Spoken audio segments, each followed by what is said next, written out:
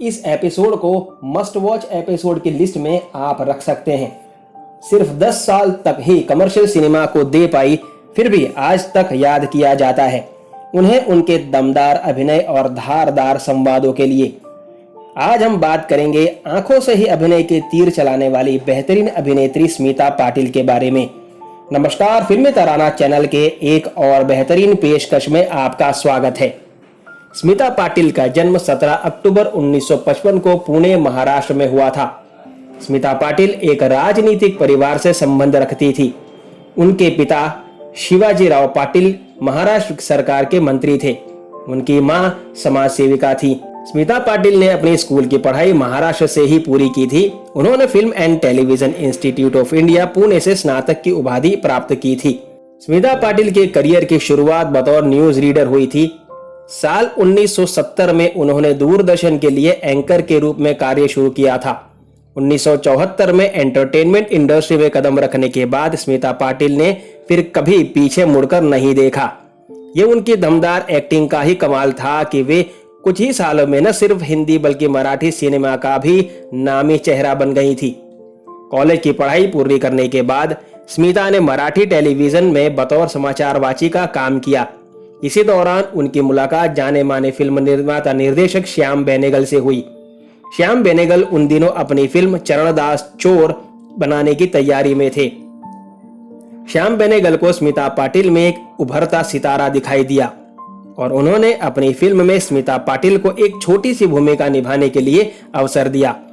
भारतीय सिनेमा जगत में चरणदास चोर को ऐतिहासिक फिल्म के तौर पर याद किया जाता है, क्योंकि इस फिल्म के माध्यम से श्याम बेनेगल और स्मिता पाटिल के रूप में कलात्मक फिल्मों के दो दिग्गजों का आमना सामना हुआ। श्याम बेनेगल ने स्मिता पाटिल के बारे में एक बार कहा था कि मैंने पहली नजर में ही समझ लिया था कि स्मिता पाटिल में गजब की स्क्रीन उपस्थिति है और उसका उपयोग रुपहले पर्दे पर किया जा सकता है।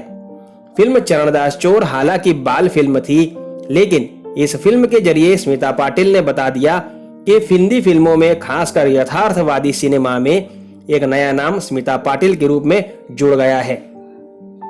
इसके बाद वर्ष 1975 में श्याम बेनेगल के द्वारा ही निर्मित फिल्म निशांत में स्मिता को काम करने का मौका मिला।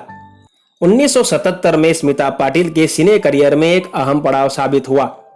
इस वर्ष उनकी भूमिका और मंथन जैसी सफल फिल्में प्रदर्शित हुई। दुग्ध क्रांति पर बनी फिल्म मंथन में स्मिता पाटिल के अभिनय के नए रंग दर्शकों को देखने को मिले।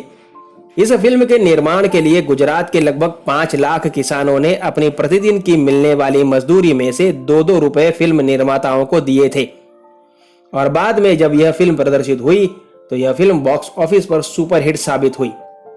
1977 में ही स्मिता पाटिल की भूमिका भी प्रदर्शित हुई, जिसमें उन्होंने 30 से 40 के दशक में मराठी रंगमंच की अभिनेत्री हंसा वाडेकर की निजी जिंदगी को रुपहले पर्दे पर बहुत अच्छी तरह साकार किया। फिल्म भूमिका में अपने दमदार अभिनय के लिए उन्हें 1978 में राष्ट्रीय फिल्म पुरस्कार से भी सम्मानित किया गया था। मंथन और भूमिका जैसी फिल्मों में उन्होंने कलात्मक फिल्मों के महारथी नसीरुद्दीन शाह, शबाना आजमी, अमोल पालेकर और अमरीश पुरी जैसे कलाकारों के साथ काम किया और अपनी अदाकारी का जौहर दिखाकर अपना सिक्का जमाने में कामयाब हुई। उन्होंने मंथन, भूमिका, आक्रोश, चक्र, चिदम्बरम और मिर्च मसाला जैसी फिल्मों में काम किया। स्मिता पाटिल को महान फिल्मकार सत्यजीत रे के साथ भी काम करने का मौका मिला। मुंशी प्रेमचंद की कहानी पर आधारित टेलीफिल्म सदगति उनके द्वारा अभिनीत श्रेष्ठ फिल्मों में आज भी याद की जाती है। स्मिता पाटिल ने 1980 में प्रदर्शित फिल्म चक्र में झुग्गी झोपड़ी में रहने वाली महिला के किरदार को रुपहले पर्दे पर जीवंत कर दिया। इसके साथ ही फिल्म चक्र के लिए वे दूसरी बार राष्ट्रीय फिल्म पुरस्कार से सम्मानित की गई। 80 के दशक में स्मिता पाटिल ने कमर्शियल सिनेमा की ओर भी अपना रुख किया। इस दौरान उन्हें सुपरस्टार अमिताभ बच्चन के साथ नमक हलाल और शक्ति जैसी फिल्मों में काम करने का अवसर मिला, जिसकी सफलता ने स्मिता पाटिल को कमर्शियल सिनेमा में भी स्थापित कर दिया। 80 के दशक में स्मिता पाटिल ने कमर्शियल सिनेमा के साथ साथ आर्ट सिनेमा में भी अपना सामंजस्य बनाए रखा। इस दौरान उनकी सुबह, बाजार, भीगी पलके, अर्थ, अर्धसत्य, और मंडी जैसी 8 फिल्में और दर्द का रिश्ता, कसम पैदा करने वाले की, आखिर क्यों, गुलामी, अमृत, नजराना और डांस डांस जैसी कमर्शियल फिल्में भी प्रदर्शित हुई, जिसमें स्मिता के अभिनय के विविध रूप दर्शकों को देखने को मिले। 1985 में स्मिता पाटिल की फिल्म मिर्च मसाला प्रदर्शित हुई। सौराष्ट्र की आजादी के पूर्व की पृष्ठभूमि पर बनी इस फिल्म ने निर्देशक केतन मेहता को अंतर्राष्ट्रीय ख्याति दिलाई। यह फिल्म सामंतवादी व्यवसाय के बीच पिस्ती और संघर्ष की कहानी बयां करती थी, एक औरत की। यह फिल्म आज भी स्मिता पाटिल के सशक्त अभिनय के लिए याद की जाती है। स्मिता पाटिल की जीवनी लिखने वाली फेमस राइटर मैथिली राव ने एक इंटरव्यू में बताया था कि स्मिता को वायरल इन्फेक्शन की वजह से ब्रेन इन्फेक्शन हो गया था, जिसकी वजह से उनका निधन हो गया था। वहीं स्मिता अपनी पर्सनल लाइफ को लेकर काफी चर्चा में रही हैं। उन्हें काफी आलोचनाओं का सामना करना पड़ा था।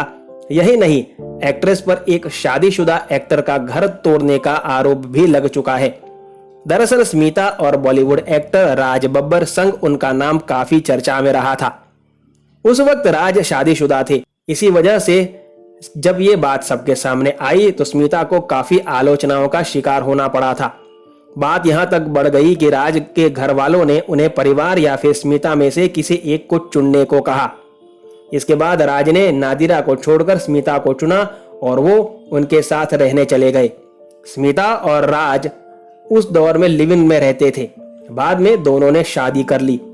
राज बब्बर के 2 बेटे हैं, एक उनकी पहली पत्नी नादिरा से आर्यन बब्बर और स्मिता से प्रतीक बब्बर।